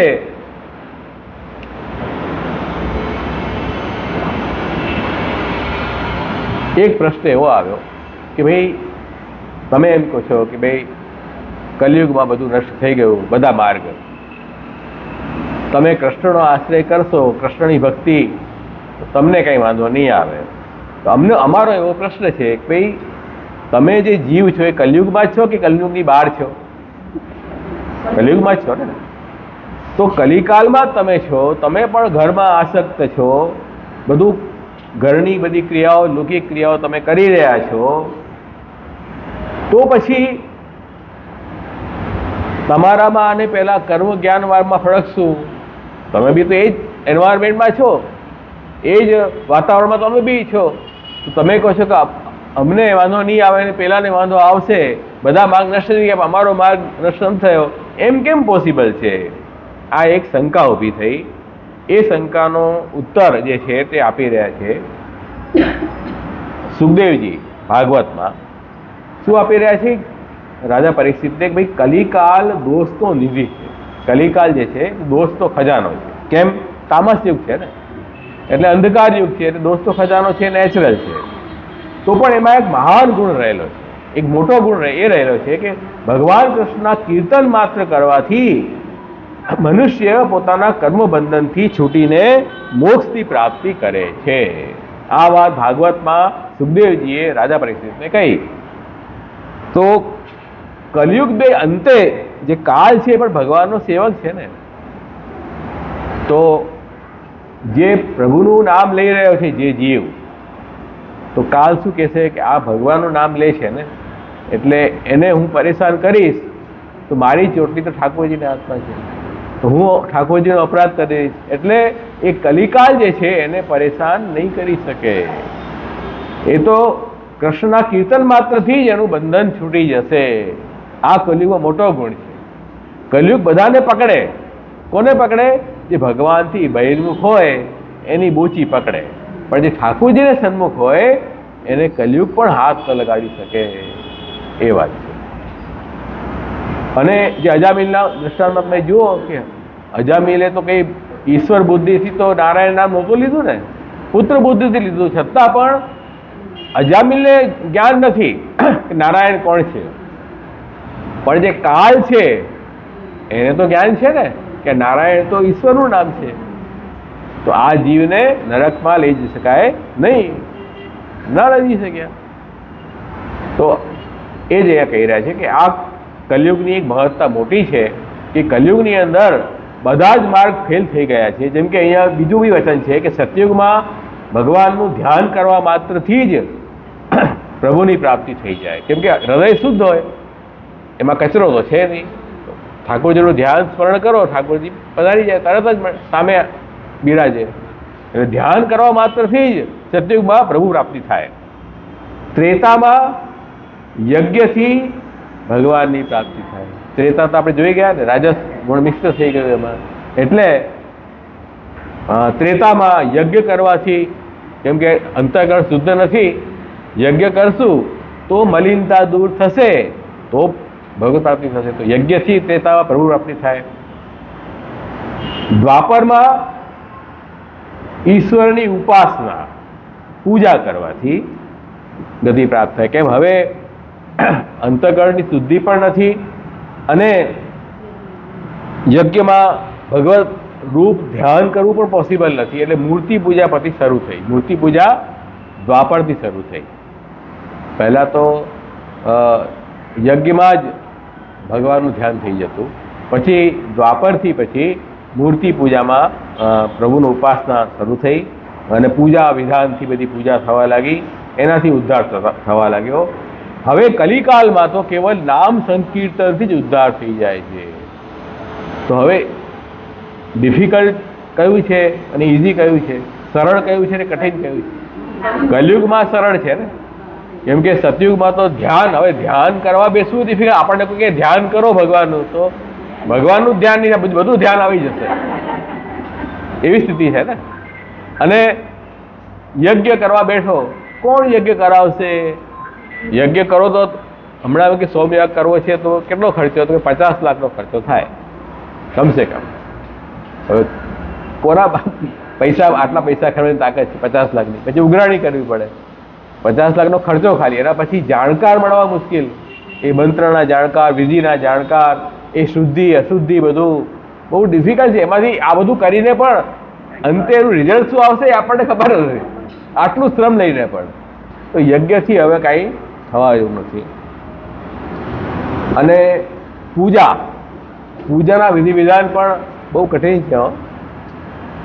પૂજામાં પણ તમે ખોટું કંઈ કરી દો ને તો અનિષ્ટ ફળ આવી જાય એવું છે. એટલે એ બી સરળ નથી. તો ધ્યાન, યજ્ઞ, પૂજા હવે કલિયુગમાં પોસિબલ નથી. એટલે ઠાકોરજીએ જ રસ્તો કાઢ્યો કે નામ સંકીર્તન માત્રથી જ ઉદ્ધાર થઈ જાય. પણ નામ લેવું પણ હવે ડિફિકલ્ટ છે ને. ક્યાં કોઈ નામ લઈ શકે છે કે ભાઈ કંઠી લેવા આવું કે અષ્ટાક્ષર મંત્રની માળા ફરાવજો, અજાણાની જેમ હા આમ કરે. અજાણી કોઈ વાત કરી હોય, સ્ટ્રેન્જ વાત કરી, આ મંત્ર જપ કરવાનું છે ભાઈ, આ તમે કંઠી લીધી ને, અષ્ટાક્ષર મંત્ર તમારે જપ કરવું પડશે. આમ પૂછે કે આ તમને મંત્ર મેં બોલાવ્યો કે નહીં હમણાં? એ તમારે રોજ બોલવાનો. કે અચ્છા એમ. હવે એવા લોકોને નામ મંત્ર જપ કરવામાં પણ બહુ તકલીફ છે કે ટાઈમ નથી. સમસ્યા એ છે, ટાઈમ છે પણ ટાઈમ નથી, આવી સ્થિતિ છે. તો નામ સંકીર્તનમાં ડિફિકલ્ટ થઈ ગયું છે. ભગવત કૃપા હોય એ જ ભગવાનનું નામ પણ લઈ શકે છે, બધા નથી લઈ શકતા. પણ એટલું સરળતા કલયુગમાં કરી છે, જેટલી કઠિનતા એટલી સરળતા પણ થઈ ગઈ છે.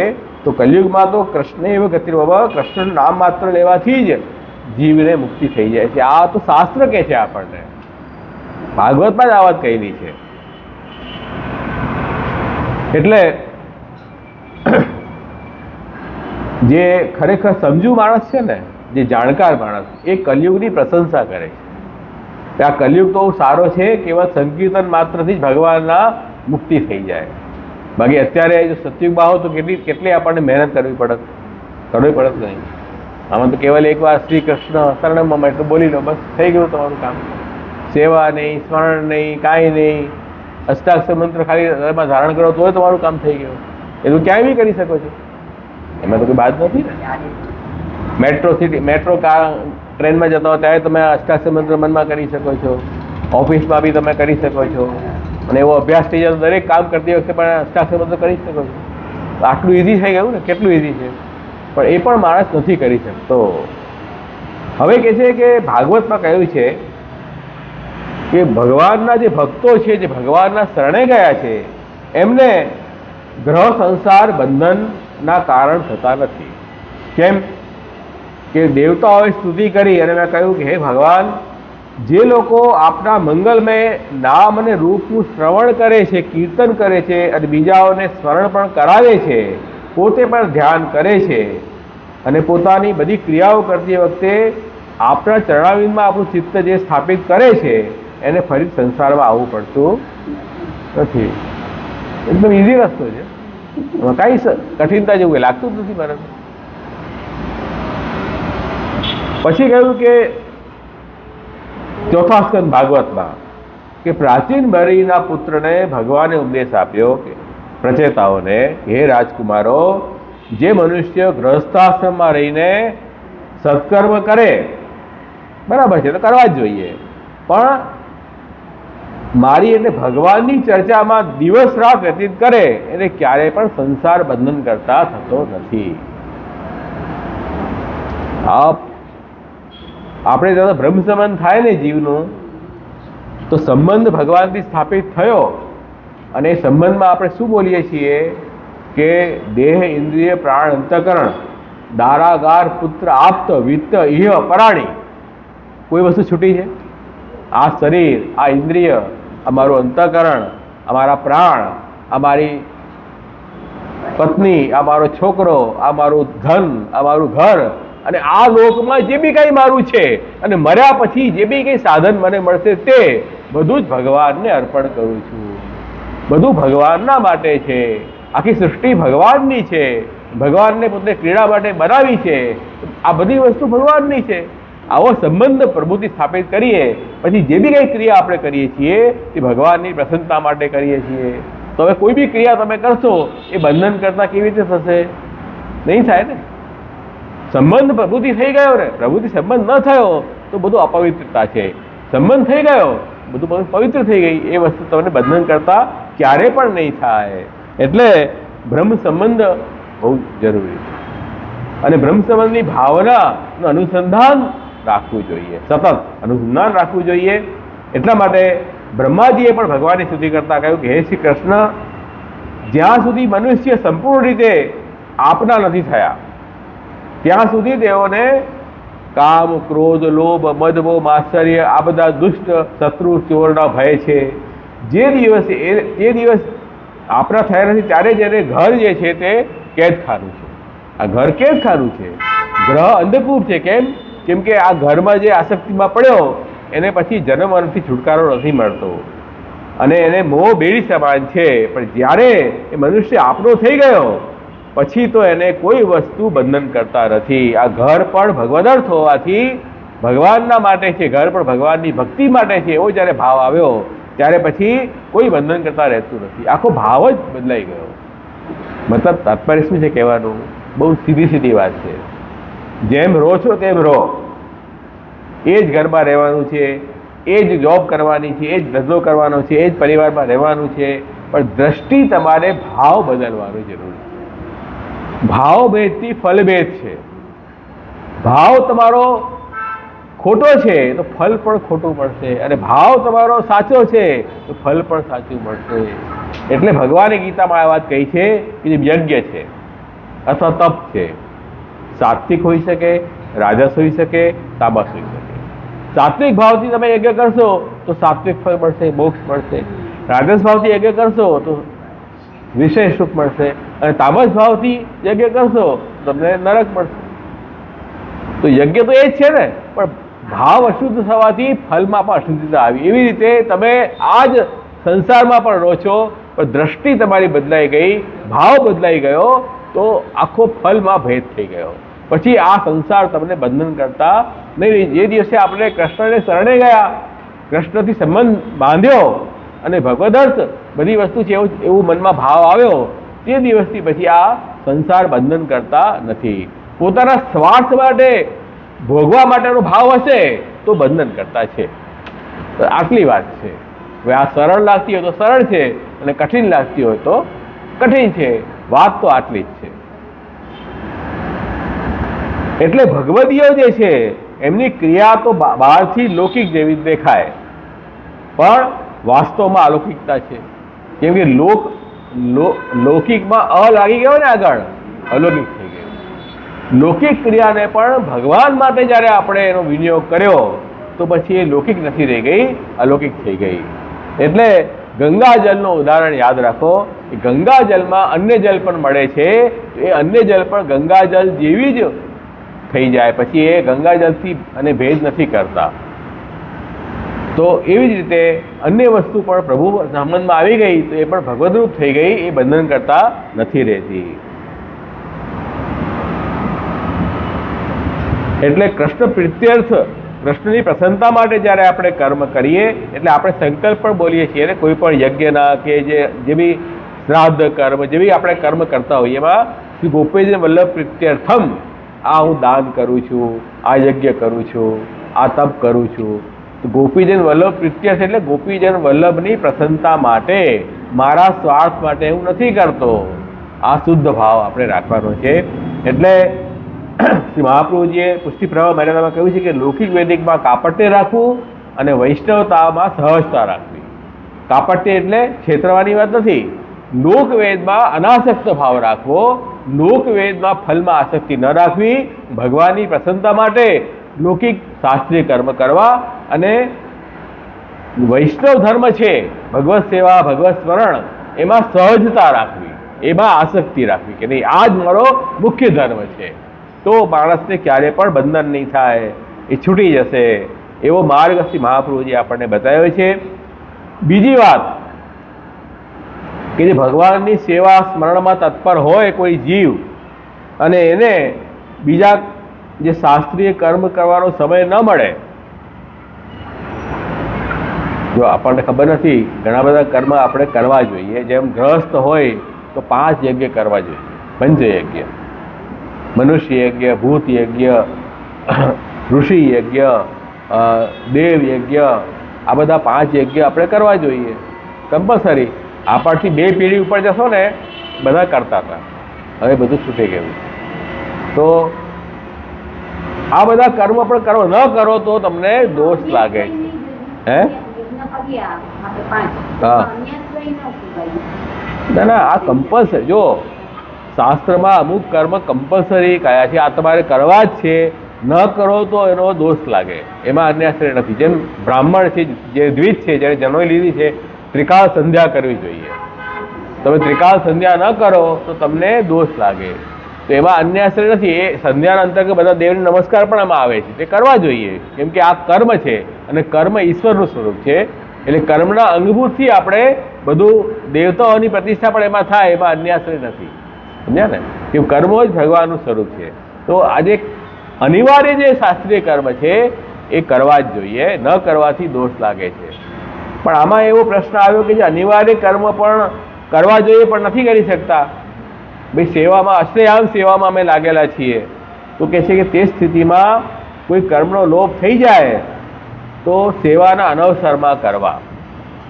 અને સેવાના અનવસરમાં પણ આપણને એટલી બધું સેવાનો મુહાવરો હોય, ન કરી શકીએ, તો એના માટે કહે છે કે 3 કરોડ ઋષિ મુનિઓ ભગવાને બેઠાડેલા છે કે તમારા બધે એ કામ કરી લે. આપણે ન કરી શકીએ ને, એ ઋષિઓ આપણું કર્મ કરીને આપણી પૂર્તિ કરી દે. કોના માટે? જે અષ્ટયામ ભગવત સેવા સ્મરણમાં જોડાયેલો હોય એના માટે, બધા માટે નહીં. હવે આનો અર્થ બધાએ શું કર્યો કે આપણે પુષ્ટિ માર્ગે થઈ ગયા એટલે આપણે કંઈ કરવાની જરૂર નથી, આપણે તો બધા ઋષિ મુનિઓ કરી લેશે. એટલે સર્વોત્તમ સૂત્રમાં નામ આવે છે ને, કહું છે નામ યાદ છે તમને? સર્વોત્તમ સૂત્રમાં નામ આવે છે.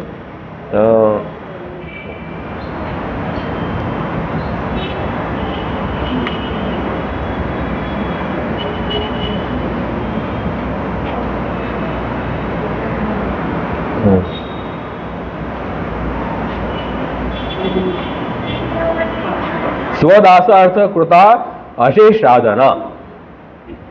સ્વદાસાર્થ કૃત અશેષ સાધન, પોતાના જે દાસ છે, સેવક છે, એમના માટે બધા જ સાધનો જે કરે છે એવા છે મહાપ્રભુ. એટલે જે ભગવત સેવામાં તત્પર હોય ને, એની જે બી કંઈ અપૂર્તિ હોય, કોઈ કર્મ આપણે ન કરી શકીએ શાસ્ત્ર પ્રમાણે, તો આપણા મહાપ્રભુજી ગુસાઈજી અમે લોકો કરી લઈએ તમારા માટે. તો કોના માટે કરીએ? જે અષ્ટયામ જેને ઠાકોરજીની સેવામાં જેનું ચિત્ત લાગેલું છે એના માટે, બધા માટે નહીં, બધા માટે નહીં. તો આ છે. તો આવું એક્ઝેમ્પશન પણ આપેલું છે આપણને. ઠાકોરજીની સેવા ભક્તિમાં જે તત્પર હોય એને આવા એક્ઝેમ્પશન પણ શાસ્ત્રમાં આપેલા છે.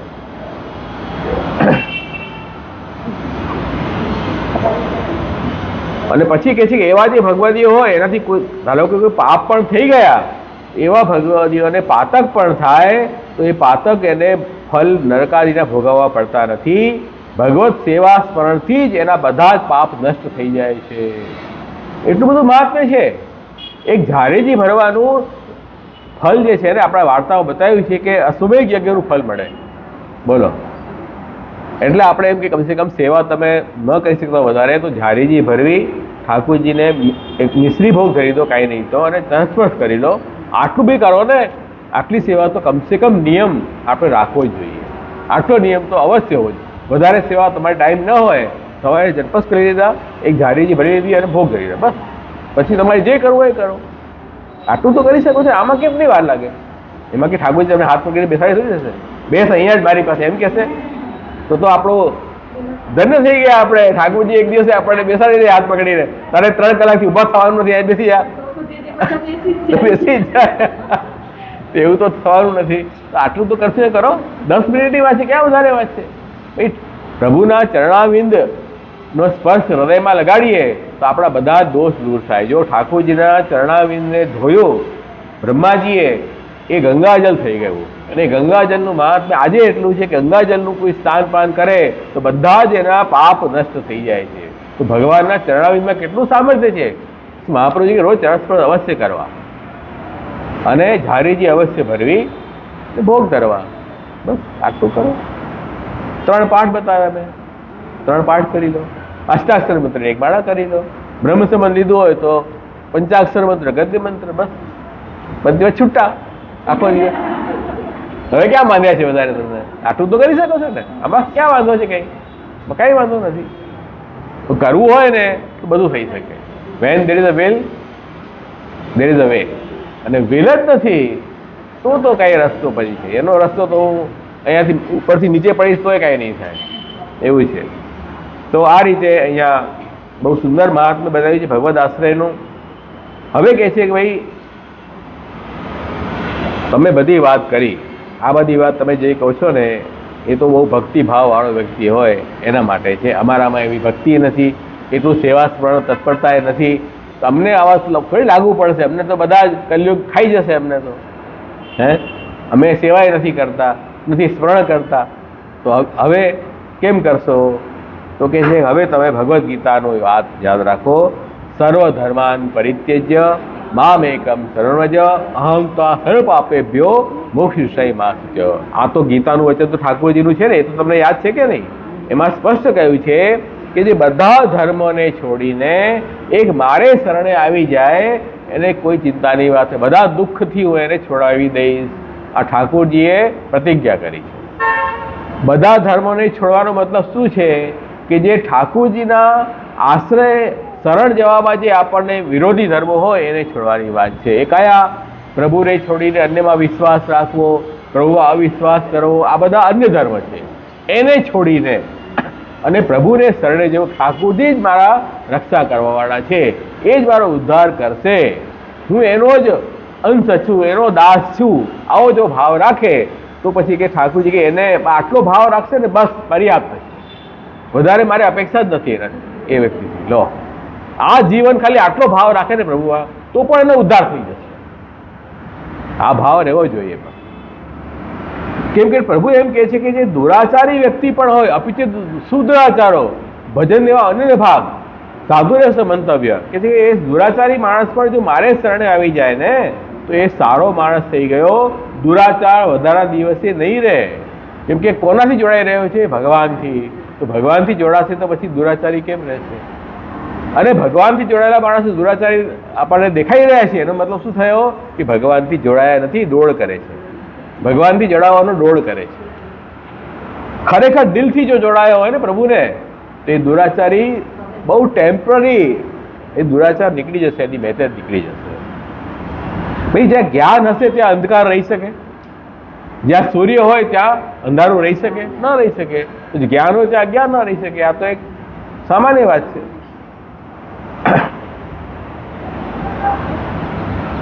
એટલે ભાગવતમાં પણ કહ્યું છે કે ભાઈ, જે મારામાં આસ્થા રાખીને જે જીવ ચાલી રહ્યો છે એ ધાવન નિવિર નેત્રેણ ન પતે ન સ્ખલે દેવ, એ આંખ બંધ કરીને દોડશે ને તો પણ એને ઠોકર કાઢીને પડી જશે, એને વાગશે નહીં.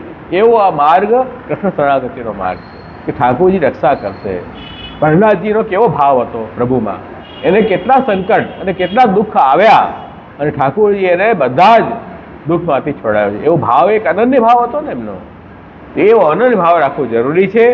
એટલે કોંતે પ્રતિજાની નવે ભક્ત પ્રણશ્યતિ, ભગવાન કહે છે મારો ભક્ત મારે શરણે આવે એનો ક્યારે પણ નાશ થતો નથી. ગીતામાં ભગવાને આ વાત કહી છે. બધી સિદ્ધિઓનું જીવન એ ભક્તિ છે. એટલા માટે કહ્યું છે ભાગવતમાં પણ કે તમે જેટલા બી સત્કર્મ કરો, યજ્ઞ છે, તપ છે, પુણ્યકર્મ છે, પણ આ બધા સત્કર્મથી જો ભગવાનમાં ભક્તિ ઉત્પન્ન ન થઈ તો આ કેવલ શ્રમ માત્ર છે. શ્રમ એવ હિ કેવલમ.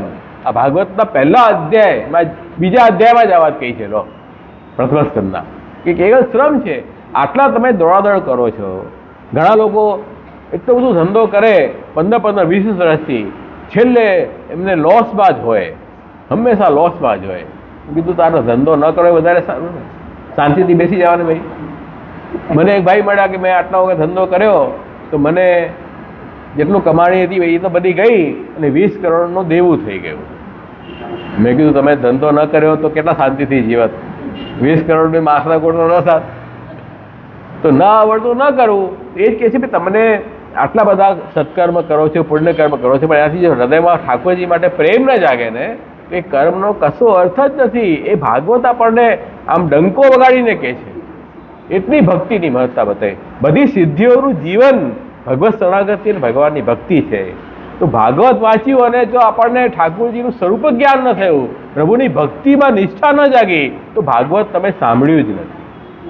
એવું કેવું ભાગવત સાંભળ્યું કે જેમાં કૃષ્ણ આશ્રય દ્રઢ ન થાય? એવી ભાગવત સપ્તાહ કેવી હોય?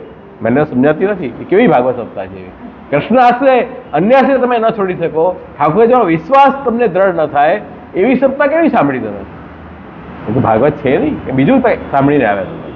તો આ રીતે કહે છે કે ભાઈ, ભગવાનમાં ભક્તિ વગરનું જ્ઞાન પણ શોભા આપતું નથી. એમ અહીંયા નારદજીએ પરીક્ષિત રાજાને કહ્યું છે કે ભાઈ, ઠાકોરજીમાં ભક્તિ નથી ને કેવલ જ્ઞાન કર્યા કરે, એ જ્ઞાનની કોઈ શોભા નથી. તો પછી ઠાકોરજીમાં જે અર્પણ ન કર્યું એ કર્મની તો શું વાત કરવી? એની તો કોઈ શોભા જ નથી. એટલા માટે ભક્તિ છોડીને કેવલ શુષ્ક જ્ઞાન માટે જે ક્લેશ સહન કરે છે એને પરિણામમાં પણ ક્લેશ મળે છે. અને આપણે જેમ જે અનાજના ફોતરા હાથમાં આવી જાય અને મૂળ વસ્તુ ન આવે, એવી વાત થઈ કે ભક્તિ વગરનું કર્મ અને જ્ઞાન એ તો નકામું છે.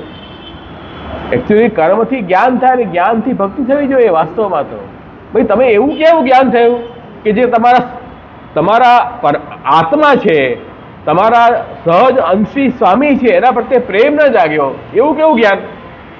આ જ્ઞાન છે? અમને તો જ્ઞાન સીધું થઈ ગયું. અરે જ્ઞાન સીધું ઠાકોરજીમાં પ્રેમ કેમ ન થયો? આ જ્ઞાન જ નથી તમારું. આ જ્ઞાન છે કે અજ્ઞાન છે? આ તો અજ્ઞાન થઈ ગયું. વાસ્તવિક જ્ઞાન ક્યાં થયું? એટલે એ જ્ઞાનની કોઈ શોભા નથી ગણી. એવા જ્ઞાનીઓ તો પાછા આરૂઢ પતિત ઉપરથી નીચે પડે છે, એમ ભાગવત કે છે. તો ભાગવતમાં તો એવી એવી વાત બતાવી છે ને, તો આપણે આમ સાંભળી તો રૂવાડા ઊભા થાય આપણે. એવી ઠાકોરજીની વાત છે બધી. એટલે જલચર પ્રાણીનું જીવન જેમ જલ છે, તેવી રીતે જેટલી સિદ્ધિઓ છે એ બધાનું જીવન ભક્તિ છે. ભક્તિ વગરનું બધું નિર્જીવ છે. ઠાકોરજીની ભક્તિ મુખ્ય છે, એ જ વાત અહીંયા બતાવી છે. એટલા માટે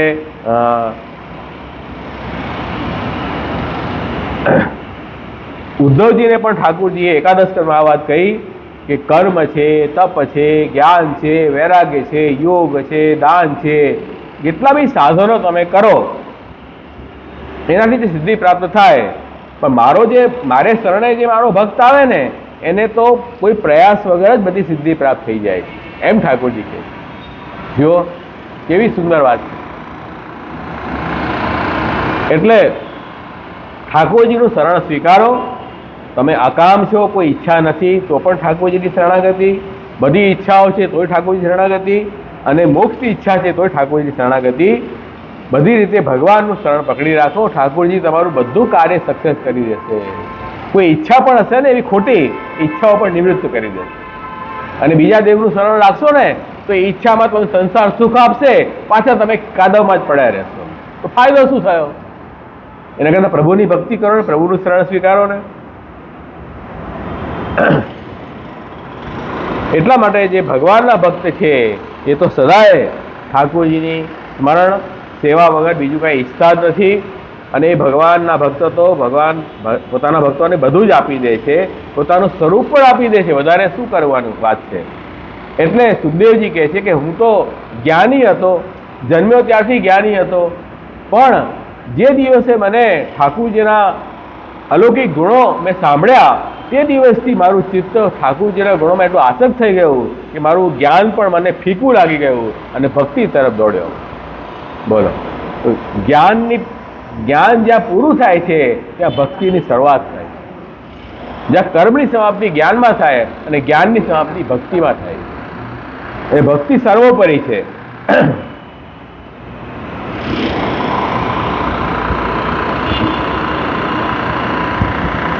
એટલે મહાપ્રભુજીએ સીધી સીધી વાત કરી કે અત્યારે કલિયુગની અંદર બધા જ કર્મ જ્ઞાનના અધિકાર બધાના પૂરા થયા એટલે હવે સક્ષમ નથી એ કર્મ જ્ઞાન પણ ફલ આપવામાં. પણ જે ભગવાનની સેવા અને ભગવાનનું શરણ સ્વીકારે છે એવા જીવને આ કલિયુગ પણ વાળ વાંકો ન કરી શકે અને બધા ફલની પ્રાપ્તિ પણ કરાવે. જેનો જેવો અધિકાર એને ઠાકોરજી શરણાગતિથી જ, જો કર્મમાર્ગીય જીવ હશે ને તો કર્મનું ફલ પણ ઠાકોરજી શરણાગતિ મળી જશે, અને જ્ઞાન માર્ગીય જીવ હશે તો જ્ઞાન પણ ભગવત શરણાગતિથી મળશે, અને ભક્તિ માર્ગીય જીવ હશે તો ભક્તિનું ફલ મળશે. ભગવત સેવા અને ભગવત શરણથી બધું પ્રાપ્ત થશે. એટલે માટે તમે એમ કહો છો કે જેમ કર્મ જ્ઞાન છે કલિયુગમાં અશુદ્ધ થઈ ગયા એમ ભક્તિ પણ થઈ જશે, એવું નથી.